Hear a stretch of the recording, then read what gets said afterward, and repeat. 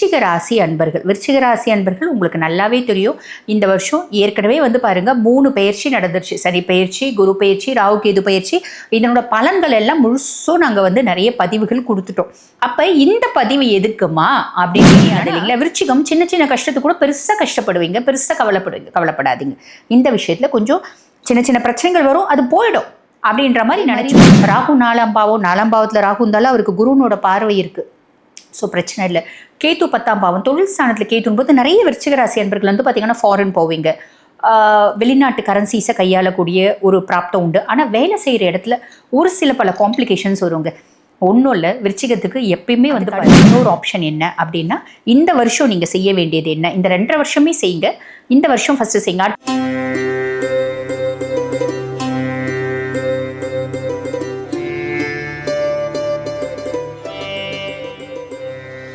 வணக்கம், நான் டாக்டர் தீபா அருளாளன். இன்னைக்கு நம்ம என்ன டாபிக் பற்றி டிஸ்கஸ் பண்ண போகிறோம் அப்படின்னா, விருச்சிக ராசி அன்பர்கள் உங்களுக்கு நல்லாவே தெரியும். இந்த வருஷம் ஏற்கனவே வந்து பாருங்க 3 பெயர்ச்சி நடந்துருச்சு. சனி பெயர்ச்சி, குரு பெயர்ச்சி, ராகு கேது பெயர்ச்சி. இதனோட பலன்கள் எல்லாம் முழுசும் நாங்கள் வந்து நிறைய பதிவுகள் கொடுத்துட்டோம்.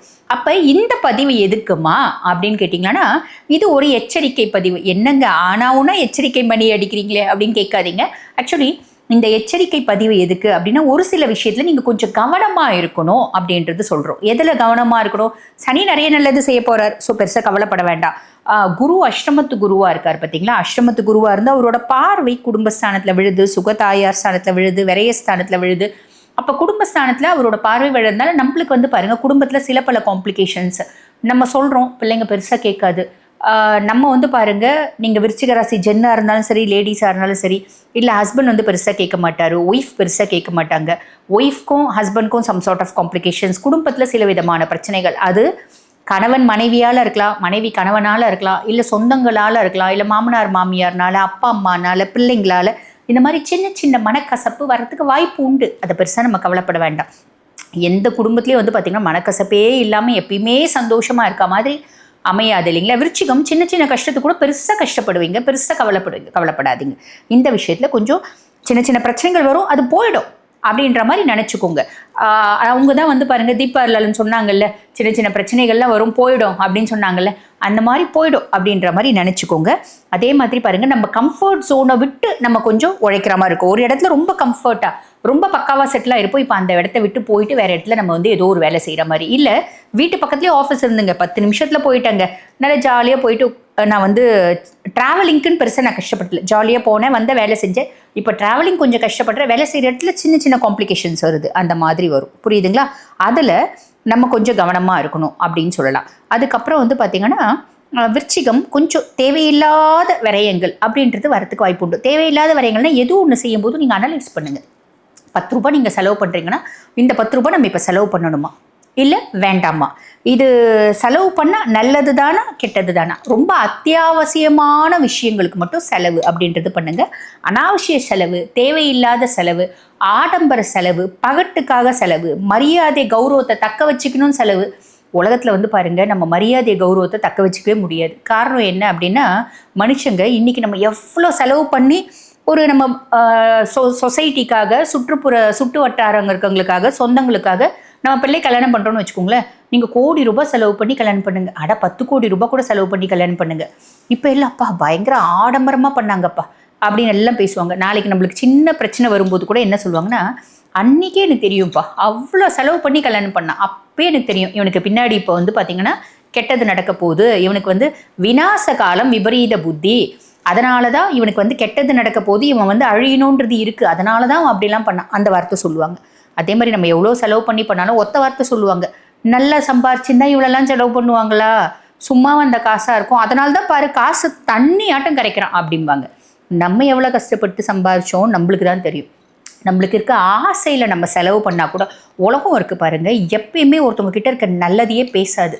இது வந்து பாருங்கள், கிருஷ்ண பரமாத்மா ஒரு முறை சொன்னாராம், துரியோதனன்கிட்டையும் யுதிஷ்டர்கிட்டையும் தர்மன்கிட்டையும் போயிட்டு உலகத்தில் இருக்க மக்கள்லாம் எப்படி யார் யார் நல்லவங்க, யார் கெட்டவங்க பார்த்துட்டு வா, யார்கிட்ட என்னென்ன கெட்ட குணம் இருக்குது, யார்கிட்ட நல்ல குணம் இருக்குது, கொஞ்சம் வந்து சொல்லு அப்படின்னு சொன்னாராம். அப்போ துரியோதனம் போயிருக்கான் ஒரு சைடு, அதே மாதிரி யுதிஷ்டர் ஒரு சைடு போயிருக்கா. துரியோதனம் போயிட்டு வந்து சொன்னானா, கிருஷ்ணா உலகத்தில் இருக்கவங்க எல்லாரும் கெட்டவங்க கிருஷ்ணா அப்படின்னானா. இதே தர்மன் சொன்னானா, கிருஷ்ணா உலகத்தில் இருக்கவங்க எல்லாரும் நல்லவங்க கிருஷ்ணா அப்படின்னு. தர்மர் வாழ்ந்த காலத்தில் நல்லவங்கன்னு சொன்னது கூட ஓகேங்க. ஆனால் இப்பத்தி காலகட்டத்தில் நம்ம துரியோதன மாதிரி தான் நினைக்கணும். உலகத்தில் இருக்கவங்க எல்லாருமே கெட்டவங்க, அப்படி தான் இருக்குது. அப்போ நம்மளோட ஒரு பகட்டுக்காக மரியாதைக்காக மற்றவங்க கிட்ட வந்து நம்மளுக்கு வந்து ஒரு பேர் வேணும் அப்படின்னா தயவு செஞ்சு செய்யாதீங்க. காரணம் என்ன அப்படின்னா, மற்றவங்க நம்மளை சுற்றி இருக்கவங்க எப்பயுமே நம்மளை எப்படியாவது ஒரு விதத்தில் கெடுக்கணும் அப்படின்னு நினைக்கிறாங்க. எப்படியாவது கெட்டு போவானா அப்படின்றத கண்ணில் விளக்கெண்ணெய் ஊற்றிட்டு பார்க்குறாங்க. நல்லவங்க ரொம்ப கம்மியாயிட்டாங்க, புரியுதுங்களா? ஸோ அதனால் இந்த மாதிரி அஷ்டமத்து குரு இருக்க காலகட்டத்தில் அதீத செலவு, அதீத ஒரு என்ன சொல்கிறது, ஒரு மரியாதைக்காக செய்யறது, குடும்ப கௌரவத்தை காப்பாற்றணும்னு செஞ்ச அப்படின்ற விஷயத்த தயவு செஞ்சு செய்யாதீங்க அப்படின்னு சொல்லலாம். அதே மாதிரி ராகு 4ஆம் பாவம், 4ஆம் பாவத்தில் ராகு இருந்தாலும் அவருக்கு குருனோட பார்வை இருக்குது. ஸோ பிரச்சனை இல்லை. கேத்து 10ஆம் பாவம், தொழில் ஸ்தானத்தில் கேத்துன்னு போது நிறைய விருச்சிக ராசி அன்பர்கள் வந்து பார்த்திங்கன்னா ஃபாரின் போவீங்க, வெளிநாட்டு கரன்சிஸை கையாளக்கூடிய ஒரு பிராப்தம் உண்டு. ஆனால் வேலை செய்கிற இடத்துல ஒரு சில பல காம்ப்ளிகேஷன்ஸ் வருங்க. ஒன்றும் இல்லை, விருச்சிகத்துக்கு எப்பயுமே வந்து பாருங்கள் ஒரு பிரச்சனைன்னு ஏதாவது ஒன்று இருந்துகிட்டே தான் இருக்கும் விருச்சிகத்துக்கு. விருச்சிகத்தை பொறுத்த வரைக்கும் எந்த அளவுக்கு விருச்சிகத்துக்கு சம் சார்ட் ஆஃப் காம்ப்ளிகேஷன்ஸ் இருக்கோ, ப்ராப்ளம்ஸ் இருக்கோ, இன்னல்கள் இருக்கோ, இடையூறு இருக்கோ, அந்த அளவுக்கு அவங்க ஷைன் ஆவாங்க, பெரிய ஆள் ஆவாங்க, எக்ஸ்ட்ராடினரி சூப்பர் டூப்பர் லெவலில் போவாங்க. இதெல்லாம் வந்து பார்த்திங்கன்னா மறுக்க முடியாத கருத்து தான். இருந்தாலும் 10ல் கேத்துன்னு போது நம்ம வேலை செய்கிற இடத்துல தேவையில்லாமல் யார்கிட்டையுமே இப்படியும் வேண்டாம் இப்படியும் வேண்டாம். அப்போ எப்படி ஹாய் டிஸ்டன்ஸ், இவ்வளோ டிஸ்டன்ஸ் மெயின்டைன் பண்ணுங்க. ஹாய்னா ஹாய், பைனா பை, அதோடு நிறுத்திக்கோங்க. நிறைய நல்லது நடக்கும். இந்த விஷயத்தில் கவனமாக வச்சுக்கோங்க. அதாவது இந்த விஷயத்தில் கொஞ்சம் ஜாக்கிரதையாக இருங்க. விருச்சிகம் எப்பயுமே வந்து பாருங்கள் மைண்டை கொஞ்சம் ஃப்ரீயாக வச்சுக்கோங்க. உங்கள் மைண்டு தான் எப்பயுமே உங்களுக்கு ப்ராப்ளம், புரியுதுங்களா? என் மனசு தான்ப்பா எனக்கு பெரிய எதிரி, நானே என் சொந்த செலவில் சூன்யம் வச்சுக்கிற மாதிரி இருக்குது அப்படின்னா உங்கள் மனசு தான் உங்களுக்கு காரணம். எப்பயுமே மைண்ட் வந்து பாருங்கள் ரொம்ப ஃப்ரீயாக வச்சுக்க ட்ரை பண்ணுங்கள். அதே மாதிரி விருச்சிகம் எப்பயுமே வழிபாடு அப்படின்னா உங்களுக்கு வந்து முருகப்பெருமானோட வழிபாடு தாங்க. எப்பயுமே வருங்க, சதா சர்வ காலமும் முருக வழிபாடு அப்படின்றத ஞாபகம் வச்சுக்கோங்க. இப்போ இந்த காலகட்டத்தில் நம்ம என்ன வழிபாடு பண்ணலாம் அப்படின்னா, தட்சிணாமூர்த்தி வழிபாடு இல்லை சிவ வழிபாடு, ரெண்டுத்தில் எதுனாலும் செய்யலாம். அப்போ தட்சிணாமூர்த்தி வழிபாடு அப்படின்போது முருகனை எப்பயுமே செவ்வாய்க்கிழமை தோறும் முருகன் காலை பிடிக்கிறத மறந்துடாதீங்க. அடையம்மா நான் டெய்லி முருகனை கும்பிட்றேம்மா, ரொம்ப சந்தோஷம், டெய்லி முருகனை கும்பிடுங்க. இல்லை முருகனோட கவசம் இல்லை முருகனோட பதிகம் ஏதாவது ஒன்று பாராயணம் பண்ணுங்க. ஒன்றும் இல்லைங்க, கந்தசஷ்டி கவசம் பாராயணம் பண்ணுங்க. கந்தசஷ்டி கவசம் எந்த ஒரு பகவானை நம்ம பூஜிக்கிறோம், நம்ம வந்து வழிபாடு பண்ணுறோம் அப்படின்னாலும் அந்த பகவானோட கவசத்தை நம்ம பாராயணம் பண்ணணும். அந்த கவசம் நம்மளுக்கு கவசமாக இருந்து நம்மளை ஹெல்ப் பண்ணும்.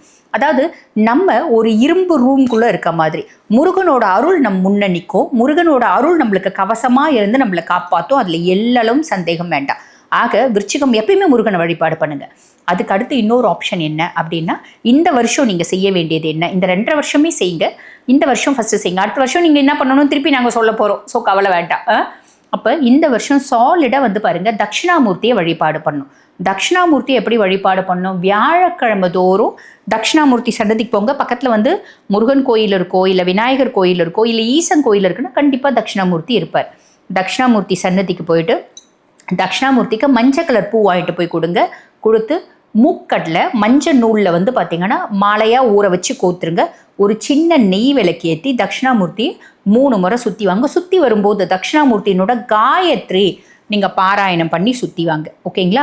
இது வந்து செய்யலாம். அப்படி இல்லை அப்படின்னா, எங்களுக்கு டைம் இல்லை அப்படின்னா, தினம்தோறும் கந்தசஷ்டி கவசம் பாராயணம் பண்ணுங்கள். இதை கந்தசஷ்டி கவசமும் பாராயணம் பண்ணலாம், கந்தகுரு கவசமும் பாராயணம் பண்ணலாம், கந்தர் அனுபூதி பாராயணம் பண்ணலாம், இல்லைனா வந்து பாருங்கள் சண்முக கவசம் பாராயணம் பண்ணலாம், இல்லைனா முருகனோட மூல மந்திரம் அதுவும் நீங்கள் பாராயணம் பண்ணலாம். எதுனாலும் பாராயணம் பண்ணிவிட்டு முருகனோட அருள் உங்கள் கூடவே இருக்க மாதிரி பார்த்துக்கோங்க. ஏன் அப்படின்னா, விருச்சிகத்துக்கு எப்பயுமே வந்து பாருங்கள் ஏமாற்றம், பிரச்சனை, கஷ்டம், துயரம், துக்கம் இப்படி எல்லாமே வரும். யாருனால வரும்? யாரை ரொம்ப நம்புகிறாங்களோ அவங்க தான் முதுகில் குத்துவாங்க விருச்சிகத்துக்கு. ஸோ இதெல்லாம் ஒரு பெரிய விஷயம் இல்லை. அவங்க முதுகுலையான குத்தட்டும், தலையிலையான குத்தட்டும், நெஞ்சிலையான குத்தட்டும், முருகனோட கடாட்சம் நம்ம கூட இருக்கும்போது யாரால வந்து நம்மளை என்ன பண்ண முடியும்?